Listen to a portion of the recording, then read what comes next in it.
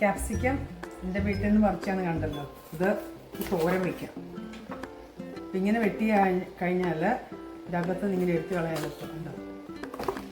മതി. ഇത് നിങ്ങൾക്ക് ഇഷ്ടമുള്ള ഷേപ്പിൽ അരിഞ്ഞെടുത്താൽ മതി. ഇപ്പോൾ കുഞ്ഞു കുഞ്ഞായിട്ട് അരിഞ്ഞു.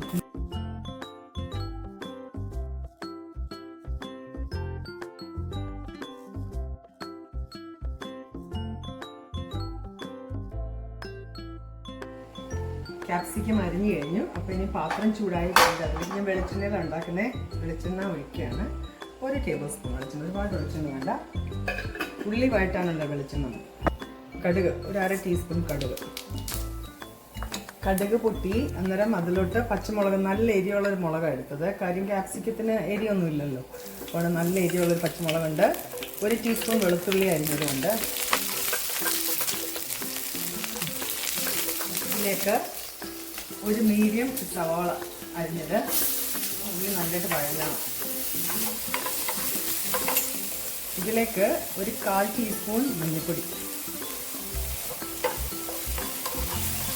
ആവശ്യത്തിന്. എന്നിട്ട് നന്നായിട്ട് വഴറ്റാം. ഉള്ളി നന്നായിട്ട് വഴലാണേ.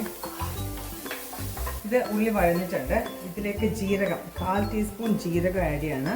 ജീരകത്തിൻ്റെ പൊടിയെ എന്നിട്ട് അതിലേക്ക് ഇച്ചിരി നമ്മുടെ മസാല ഉണ്ടല്ലോ, എല്ലാം കൂടെ ചേർന്ന് ഓൾ സ്പൈസ് അതും കൂടെ ആഡ് ചെയ്തു.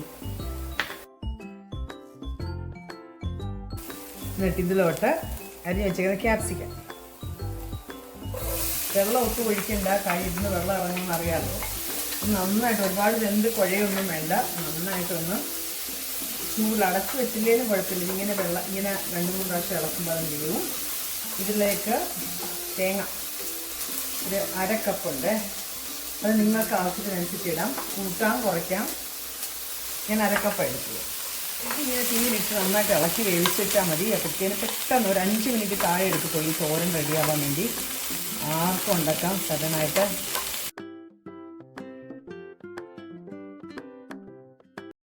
നമ്മുടെ ക്യാപ്സിക്കം തോരൻ റെഡി ആയിട്ടുണ്ട്. ഇത് ഒരുപാട് വെന്ത് കുഴയാൻ പാടില്ല, എന്നാൽ വേവണം. ഒരു ക്രഞ്ചിനെസ് എപ്പോഴും കാണും. എളുപ്പം ഉണ്ടാക്കി തീർന്നു. ഇതിനി പ്ലേറ്റിലേക്ക് മാറ്റും. തോരൻ റെഡിയായി. ക്യാപ്സിക്കം തോരൻ ഒന്നും ഇട്ടിട്ടില്ല, നമ്മൾ സദാ ഉണ്ടാക്കുന്ന തോരൻ പോലെ തന്നെ ഉണ്ടാക്കിയാൽ മതി. ഞാൻ ഇച്ചിരി മസാല ഇട്ടു, ഓൾ സ്പൈസ് ഇട്ടായിരുന്നു, ഇച്ചിരി ജീരകം ഇട്ടായിരുന്നു.